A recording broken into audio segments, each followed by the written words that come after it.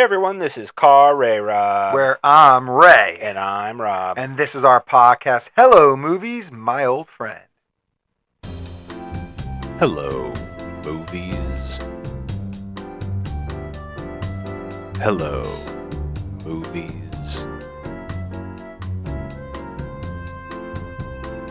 Hello, movies. My old friend.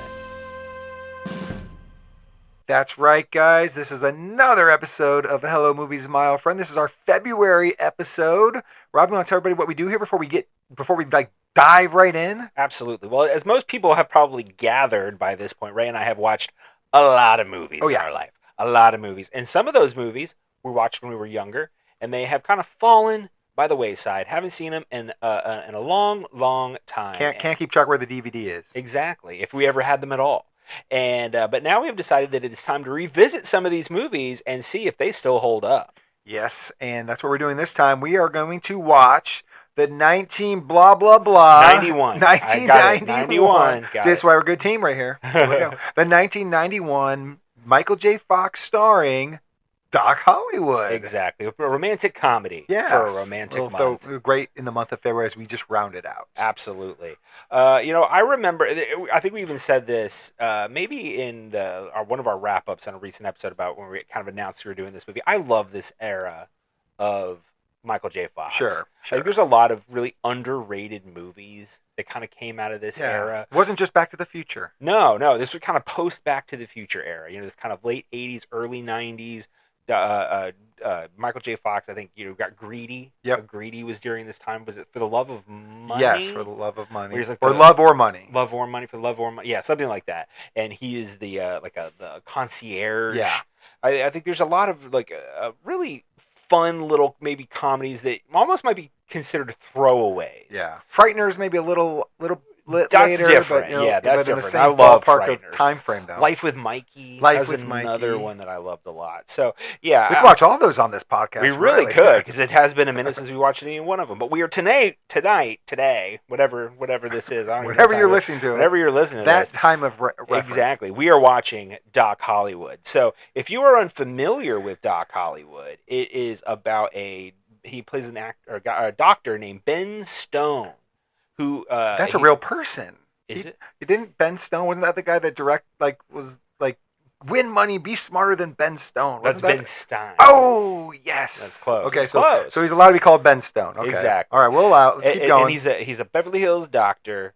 He's a DC doctor. That's what he's a DC doctor. And he's driving to Beverly Hills, but in the middle, he ends up crashing into a sign of a small town. That's 90% of what I still remember about the movie is him driving through that sign. Exactly. And then as his punishment, the judge makes him the town doctor in the interim while their doctor is either sick. He didn't die. I think he's still in the movie because I think he ends up talking, he interacts with this doctor. He passes on his stethoscope or whatever. But he has to kind of be the interim doctor for this small town. So that's kind of where the comedy comes into it. Right. But I know that there is like I said, a romantic element to it. Yeah, who's the girl? It's Julie Warner. Yeah, Julie Warner. So it's I remember, like I said, really enjoying this movie. There's a lot of other great people in it. I kind of forgot, like Woody Harrelson, David Ogden Stiers, Bridget Fonda's in this movie. Okay. And I just looked it up real quick because I'm kind of looking here on the Wikipedia page.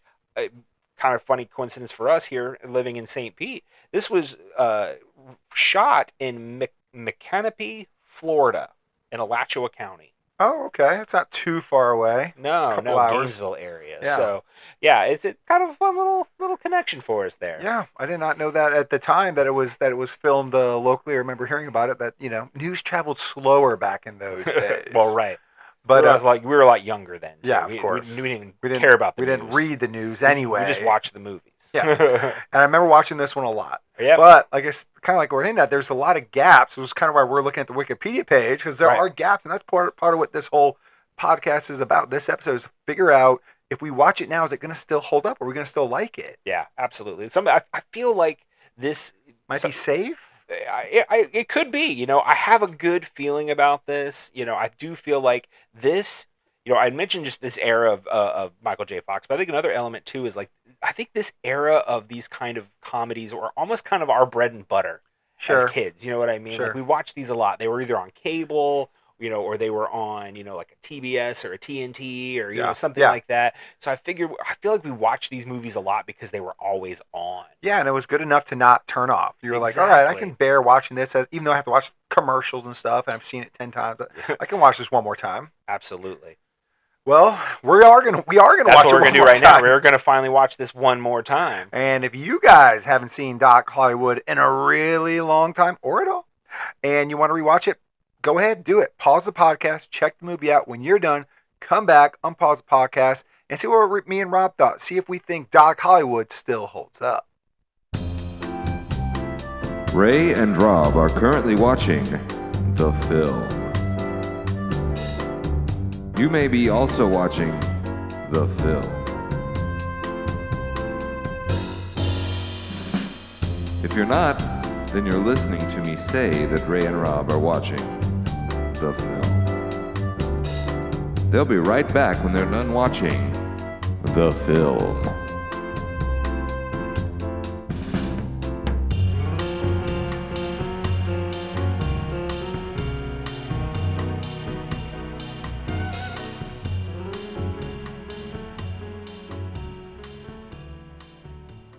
Well, I'll be darned, Rob. The thing that I remembered most about this movie didn't happen. No sign. I No remember him sign. just in my brain so vividly crashing into a billboard sign, but it's not. He runs through a fence. Yeah. Like a Plows it nice down. old white picket fence. Yep. So I don't know if this is like remembering Sinbad being a genie. Like, That happened. no, it didn't. That Remember, absolutely that did not happened. That's never happened. 100%. Nobody can convince me otherwise.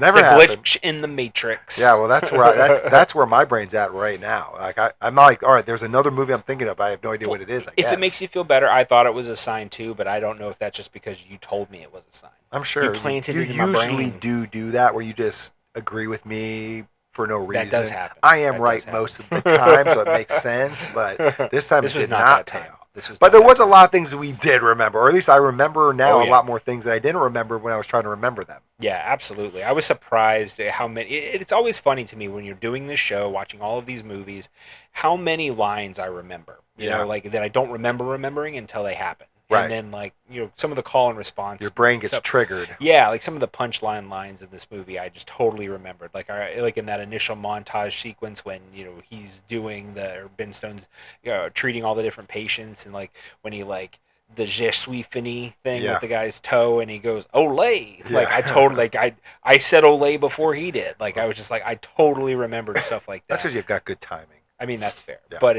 like I said, I just there's so much of that in this movie.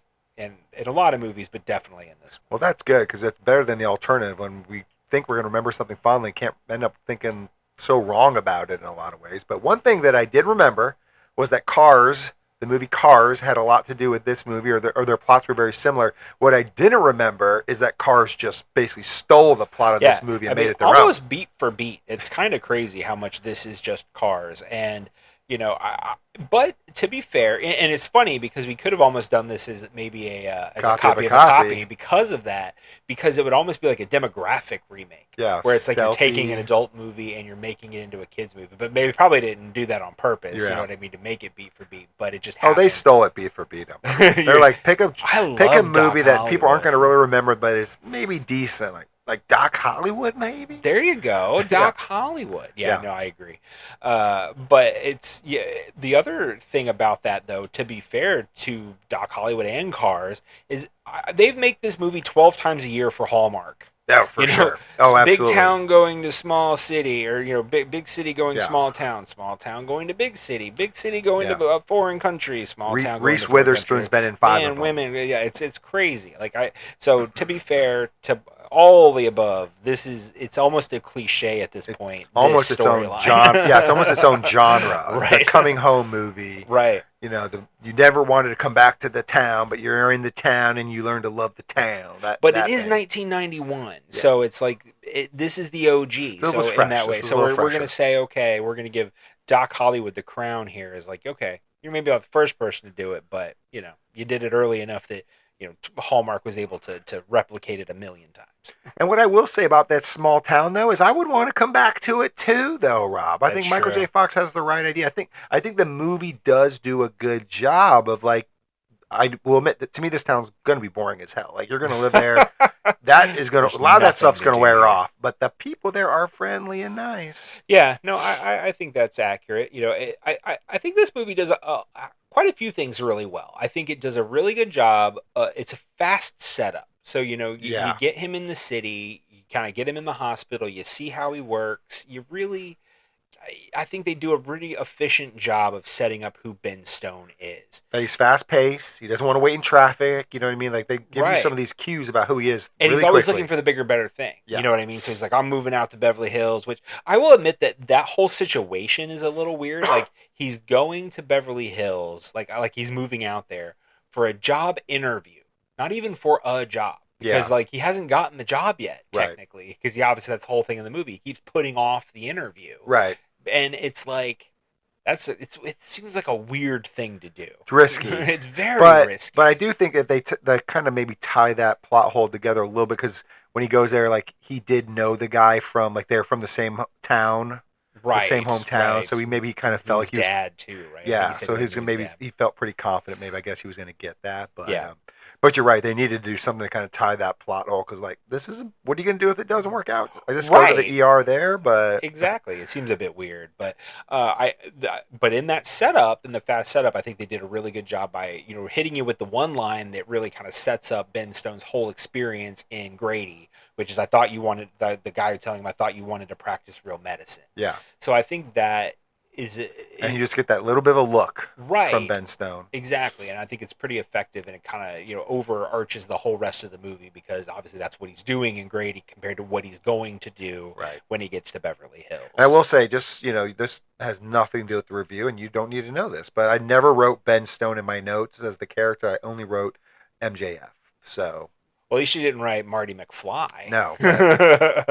Might as well have. Right. But to me, this is Michael J. Fox. Which I loved watching. But yeah, I think they do, and they do, like you said, there's that look in his eye when he says you're not going to be doing real medicine, good, or whatever.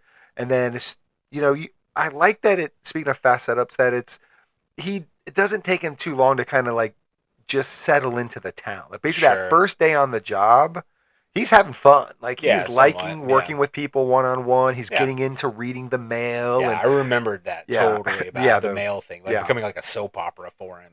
He's into, like, fixing guys' toes with real medicine and not putting dirt on it. Like, he's into it. He's like, it wasn't like it was a horrible first day on the job. He's like, these are all a bunch of rednecks. I got to get out of here. That really wasn't his experience on day one, and I liked that.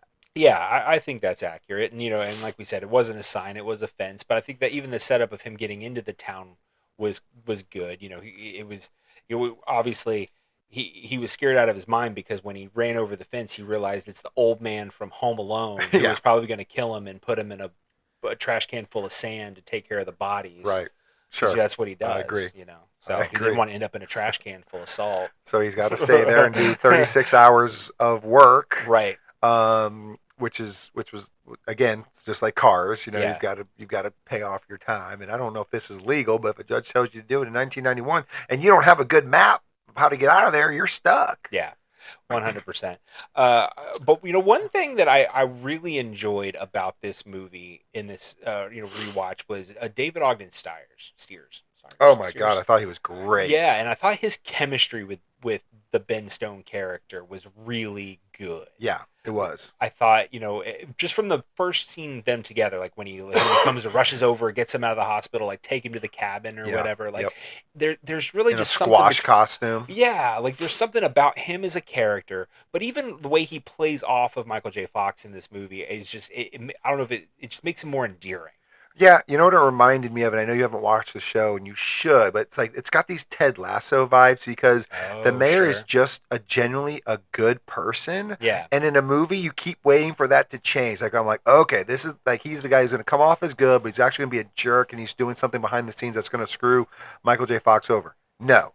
okay, he's really nice, but he's gonna be really aloof and dumb, and the reason why he's nice is because he's like Tater. Yeah. No, he's just a nice person, and it's so weird to see that on film because like this dude is just genuinely a nice human being. He's fun to be around. He's got a great personality, can make you laugh, and helps people. And why does that character seem so weird nowadays? Like, because it doesn't fit in society anymore.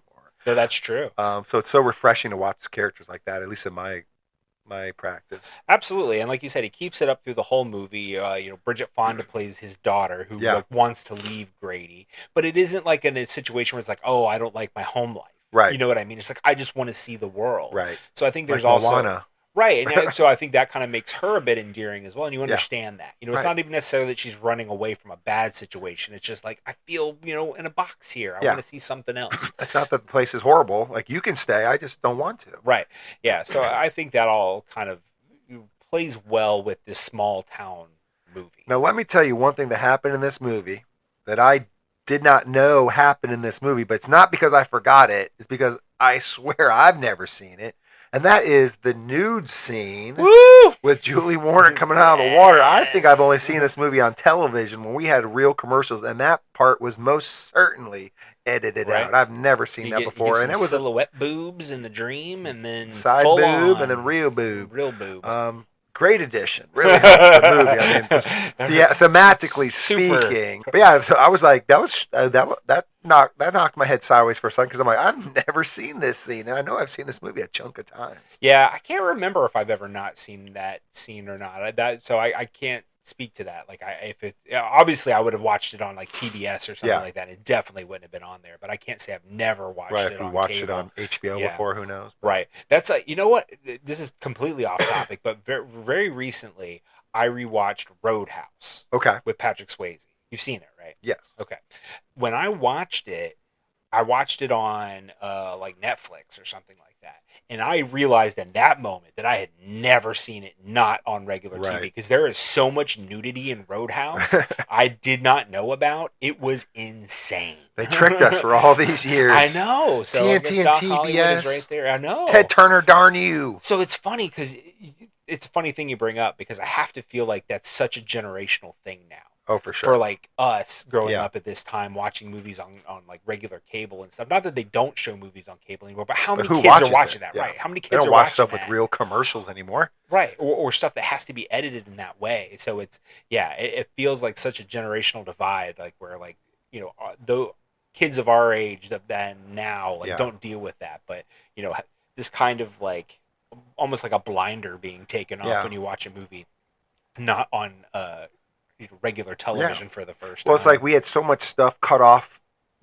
when you transition from widescreen to standard. Right. There's kind of that stuff too that we like. Yeah. There was stuff going on the side that we never knew about. Sure. You know what I mean? If you only saw it on TV. But man, anyway, we're dating ourselves now. We are, and I can't tell you how many times I'm gonna date myself even more now. When I worked at Blockbuster, how many times I had to deal with customers complaining about something being in widescreen and being like, you're seeing the whole movie now, but it doesn't fit my screen. I bought this whole TV. I want to see the whole screen. You're like, oh my God. That argument would be opposite now. Right. It would be completely opposite. Absolutely.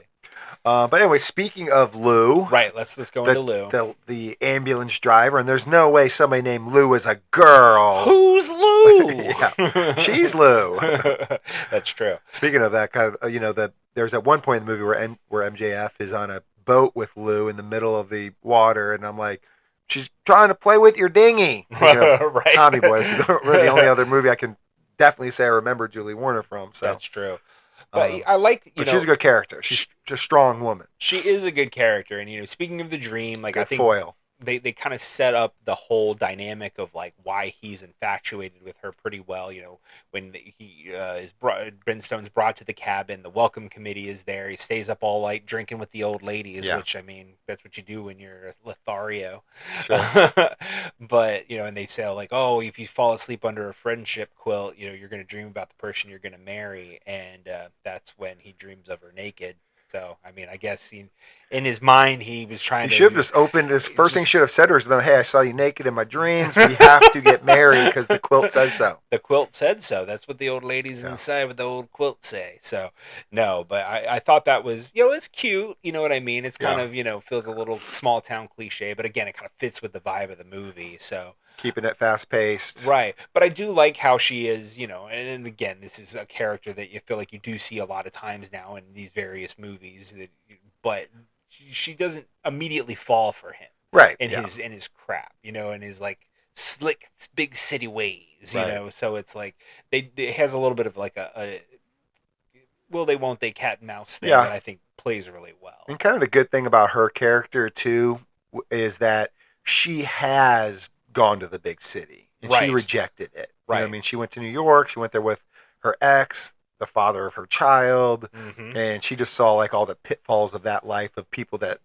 act that way. So really makes it a tougher hurdle for Michael J. Fox to overcome. But then they kind of throw in a little bit of a twist later in the movie where Michael J. Fox isn't a big city cat. Right. He's a small country mouse. Yeah. And I thought his best line in the movie, or at least maybe one of his top moments, is when he kind of mentions that he's from a small town, and she says, "You never told us you were from a small town." And he's like, "You never asked." Nobody ever asked. Yeah, he just assumed that he was a big city. And I thought it was just a great little line from him because it's kind of, everybody's kind of judging him, but kind of pointing the finger right back at everybody else. Like, you guys didn't really try to get to know me. Yeah. No, and I think that you're right. Like, I think that's kind of one of the smart angles of this movie is like there are a lot of assumptions on both sides.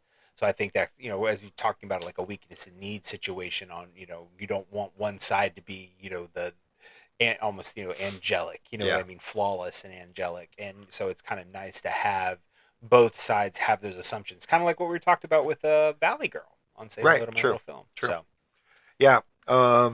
and then one thing I think when I kind of was like, this town is just a really nice town, is when Michael J. Fox got a pig.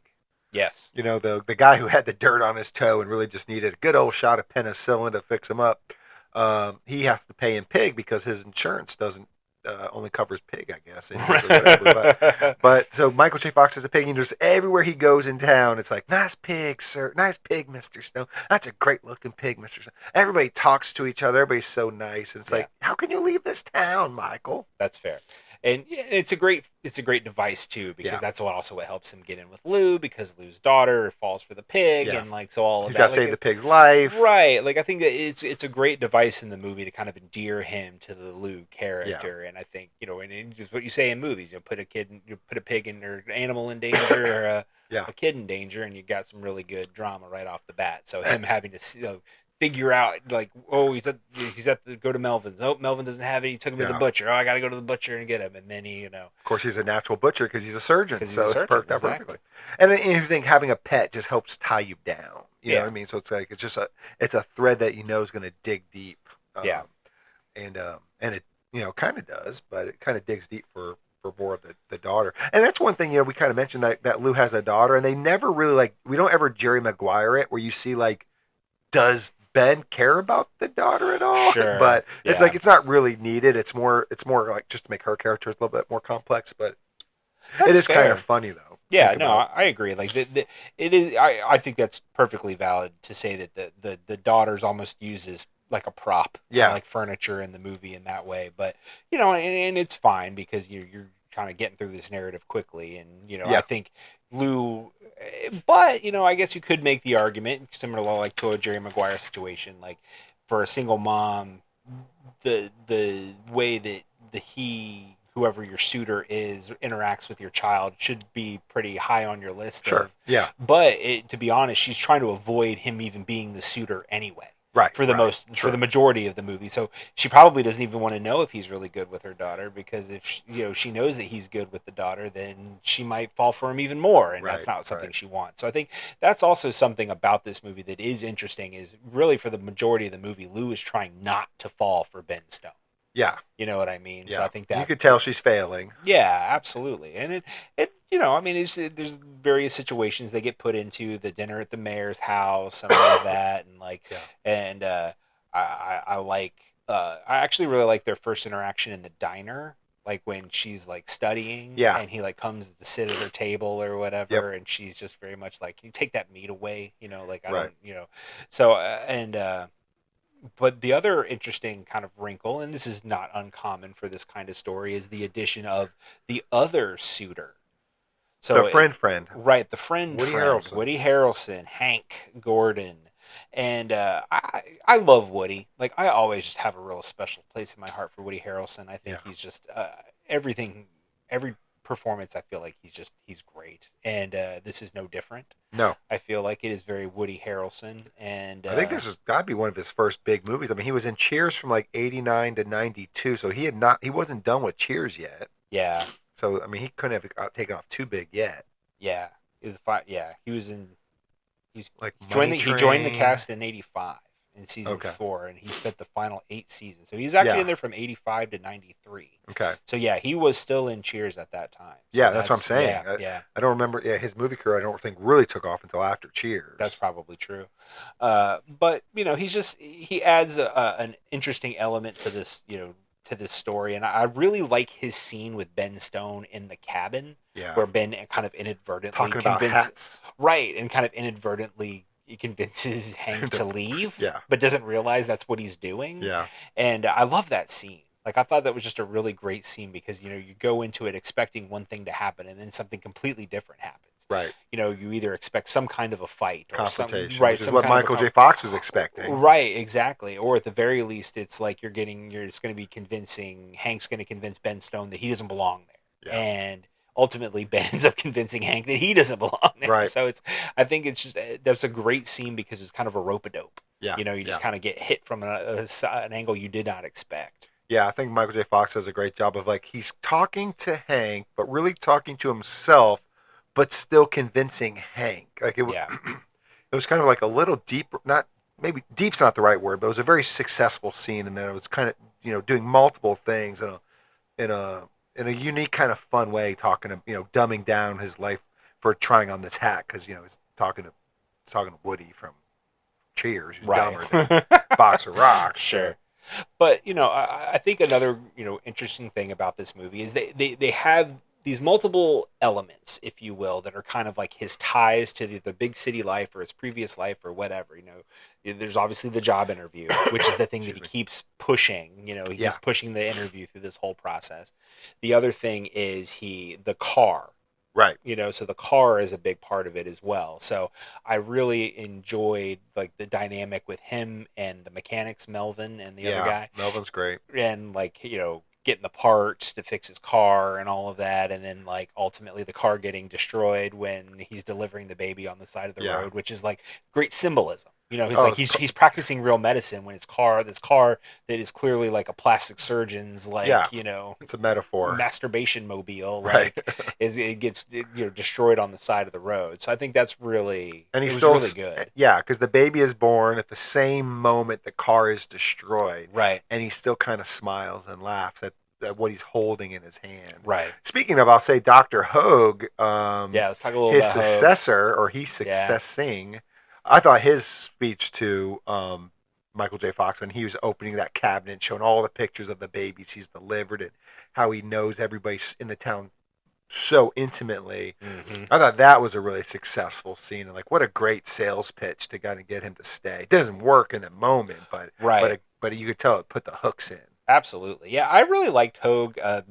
Barnard Hughes was also probably widely known as the grandpa in Lost Boys. Mm-hmm. So if anybody out there, Lost Boys fans, like he's great in that movie. He has one of the best lines in the whole movie, maybe one of the most iconic lines in the movie. But this is obviously a very different kind of role, but not that, maybe not in the same respects, because he's still that curmudgeon kind of thing.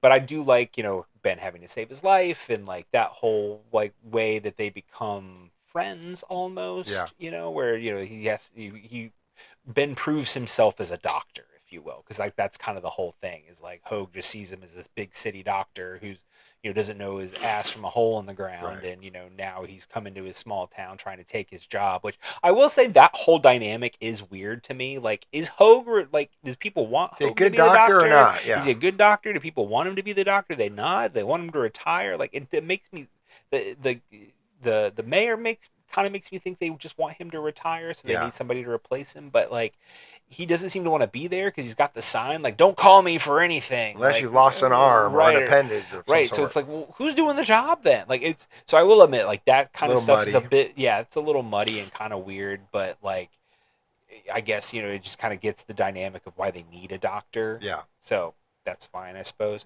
Yeah, but it's also he's not like you're not supposed to hate Hogue, but you do want him to be forced out and Michael J. Fox to replace him. So it's a little weird. Yeah, agreed. But ultimately, they become friends, which is obviously why in the end Ben Stone does get the job in Beverly Hills. Right. Granny doesn't keep it very long, but he does get it. Right. But Hogue helps him get it. And I think that's another interesting part of this. So, I know we're skipping quite a bit, I feel like, but like it's a short movie. It is. It's quick. It is quick, but like, so when Ben Stone finally leaves, like it's so funny because it's like he's right on the cusp of staying. Right. Like they've spent this whole movie like, trying to get him to stay. And then it gets to a point when it's like he might actually stay, and then they tell him to go. Right. You know what I mean? Like it's like, oh, we kept you here long enough, or whatever. And it's like, so I mean, not. And on one hand, it feels kind of odd and weird, and maybe forced, but it also feels very different in a way, in a good way. Yeah. Because it's like, okay, well, this is an interesting dynamic, an interesting twist on this. It's like, he wants to stay. He's like 2 seconds away from telling you he's going to stay, but Lou tells him he's going to marry. She's going to marry Hank. The town is like, oh, we got all your stuff. We packed all your stuff. We got your ticket. Because your car's not done. We're going to fly you out to Beverly Hills. Like all these things, and it's like, I actually really appreciated that because as a viewer, you're like, Ben, stay. What are you doing? You want to stay. You're telling yourself you want to stay. So I kind of liked them kind of pushing him to Beverly Hills because you kind of get that like what if situation out of his head. Right. Like what if I, in 10 years, would he be like, what if I went to Beverly Hills? Yeah. Well, he went to Beverly Hills and he hated it. So now he gets to come back. Yeah, I kind of feel like in my brain they had a little town hall meeting because, he was trying to escape. Yeah. Right? I mean, he only stopped because the birth was, the birth on the side of the road. If that wasn't there, who knows how far he would have got. Yeah. But he does stop, and the car gets destroyed. So I think the whole town could figure out he was leaving. Yeah. And maybe, they had a meeting and said, well, if he wants to go, let's let him go. And, we dug our claws in. Let's see if it was deep enough kind of thing. We gotta let him fly and see if he comes back. Yeah. So yeah, it is very interesting. I did remember him leaving, but I did remember him coming back pretty quick. Yeah. One thing I did not remember was the driver of the taxi cab crying. Was he a crying Pakistani guy? Is he the guy from the letter? That's what I think. I thought the same thing. I never remember thinking that as a kid. That's the Pakistani man from the letters. Yeah, I thought that same thing. I'm like, you're right. I'd never thought about that before, but I definitely thought that this time. Let me ask you this. Did you see, or maybe I'm seeing things, but like I think I saw like a lot of Back to the Future connections, like Woody Harrelson calls him chicken for one, like at one point in the movie. That has to be something. The running over the fence kind of reminded me of driving over like the 2-pine and the 1-pine fence from Back to the Future 1. Sure. The dancing at the squash fest kind of reminded me of exactly. So that I mean like everything was just like I'm like triggering of Back to the Future. So I'm like I don't know, maybe it's just me, but it's probably just you. But I could see maybe like a little bit of homage. I'm certain they called him chicken because that is a Marty McFly reference for sure. I'd bet my house on that. But everything else. You brought up the squash festival. I do want to circle back to that because I thought that whole sequence was great. The whole squash festival up to the fireworks on the lake, like that whole like kind of the big push, the big final push for Ben Stone and Lou to get together, I thought was really effective. Yeah. I thought they did a really good job because obviously she's super conflicted at this point. She doesn't want. She's really trying to convince herself she doesn't want this, and even to the point when she finally like breaks down and is like, I really want to sleep with you, but it's like, but she knows it's a one-night stand. Yeah. Like it's not that she doesn't want it; it's that she does want it. She's trying to bury that. Right, and again, it's another interesting dynamic that I think this movie does is when a lot of times in this, it's like, oh, well, this is when you decide to stay, because Right. like you finally have sex or whatever, and you Yeah. realize, oh, well, I'm gonna Promise me stay. you'll never die. Right, I will never. If you promise me you'll never die, I'll have sex with you right now. I I promise promise I I will will never never die. die. So yeah, it's like, but the fact that she's so upfront that she knows, like, I've never been to one night stand, or Yeah. something like What a that. mood kill for Right, Michael J. Fox's character. right. But and it is. It's such an emotional mind But that shows fuck. his maturity though. Right. Yeah. That shows his maturity. Like he's not like willing to tag and bag, get out of there. Right. So I think it's such an effective tool, like kind of at this point in the movie where, you know, it's really selling you on their relationship. Yeah. Like the fact that the impermanence convinces you of the need of permanence. You know what I mean? Like Right. I think that's, if I could put it into words, that's what I would say. Like it works so well. And then, obviously, like we said, he ends up going to Beverly Hills and everything, turns around. But like I, I feel like that's one thing about this movie that took me by surprise on this rewatch was like some of these nuances and some of these like maybe things that I, as a young kid, you just don't necessarily understand, and the I guess the way they kind of just tried some different things like with this kind of genre, that really kind of took me by surprise and was Subtle quite things, enjoyable. yeah. Right. And you're right. They were subtle, but I think they were quite enjoyable. All right, Rob. Well, I think maybe we're to that point where we can just kind of think about what we honestly think about this movie as a whole. And did it hold up? That's kind of what we do this podcast for. We're going back to see a movie we have not watched in a very long time, probably 30 years for me here, and want to see if it still held up. So I kind of know what I think, but what about you? Did it hold up for you? I am going to have to give it a resounding yes. In fact, I think I like this movie more now Okay. than I did. I don't know if that's I was gonna say happened that might yet. be new That for might this be a new thing. experience. I think, not that I like Doc Hollywood. That's why we decided So we to do it picked for this episode. But yeah, I think I liked this movie more now than I did when I watched it as a kid. Yeah. So you're right. Like I do think that might be a first for Hello Movies. And I think I have to agree with you that I definitely like it. Did I like it more than I was a kid? That's a great statement, and I don't want to just seem like I'm tagging on to you, so I don't know if I you can do that all the time. Yeah, but I definitely enjoyed watching it. I thought it was fun. I thought simple, yet they make the most out of of a lot of their scenes that they're in and stuff. Yep. And like you said, there is just that little subtlety of nuance. So just a little bit where to keep it from being too predictable. There's enough of a twist there that makes it fun and all that stuff. And the number one thing that makes this movie fun is Michael J. Fox. Absolutely, 100%. And like I as we kind of said in the beginning, it's easy to just you reduce Michael J. Fox to Back to the Future. Right. Like it's so easy to do that. But I do think that this era of Michael J. Fox is just there's just a lot of special stuff that came out of it.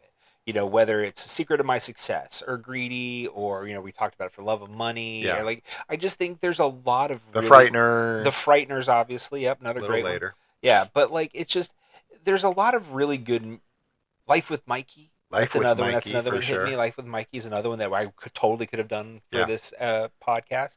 But, I think he's just such a likable guy. Yeah. You know what I mean? And I think these movies, this era really just kind of solidified that. And I think Doc Hollywood is a great entry in that because you're right. Like they do so many great things with him as an actor, play to his strengths in a lot of ways. And there's so many great side characters in this movie that he's able to play off of. Right. And it sucks, obviously, it's with where he ultimately has ended up. It's so sad. It's a shame because I feel like he could have, had such a great career where he wouldn't just remember Back to the Future because there's just years and years of great movies that we didn't get to see him make, unfortunately. But yeah, he acts with so much energy and is just, he can kind of deliver a soft, heartfelt line or a quippy, sarcastic line with such ease, just rolls off the tongue. He just can be really cool or really down to earth at the same time. Yeah. And he was in Mars Attacks. I don't know if you remember that. Oh, I don't. He was great. Yeah, I was never a huge Mars Attacks fan. I don't know why, if it was just too much for me. I don't know why we're friends, but sometimes I'm just kidding. You can't make me watch that one again. There's no reason to. But, that is a challenge. But yeah, so Yeah, Michael J. Fox did help make this movie for me, but like you said, the whole cast was really, really good, really, really fun. I think everybody knew what their character needed to be in this movie, and they were. Yeah, and they captured that aura of the small town, and like I said, this is almost a cliche story at this point. Cars did it. Every Hallmark movie is this in some fashion at this point, but there's just something about Doc Hollywood, this kind of aura that kind of encapsulates the whole movie that it just makes it delightful. And I'm really glad we decided to do this for this podcast. All right, Rob, I think we've pretty much wrapped up this conversation on Doc Hollywood. I'm so glad we came back and watched this. But though we've wrapped up the conversation, the audience has stuff to do. And if they don't do this, I'm going to want to pull a Michael J. Fox and grab the steering wheel and turn this car into a goddamn picket fence. Nice. That was a little Tommy Boy, but I know. But that I appreciate what you did there. But that fits because of Lou. Okay, there we go. I appreciate that. All right, so anyway, people, the long of it is, can you guys please like the podcast, subscribe to the podcast, and leave us a 5-star review? If you do, we'll read it live on air someday. You will hear it. You guys can email us at carrayrob@gmail.com or reach out to us on Blue Sky at carrayrob. Absolutely. You can also now follow us on both Instagram and Facebook. We're doing a lot of fun stuff over there, so by all means, go and check out that. If there is a comment section on whatever platform you're on, by all means, let us know what you thought of Doc Hollywood. I want to know what your favorite non-Back to the Future Michael J. Fox that'd movie be a fun is. combo. There's a lot of good choices, and we're very interested to see what you might choose. We will be back next week. And it will be my episode for March of Say Hello to My Little Film. Very excited.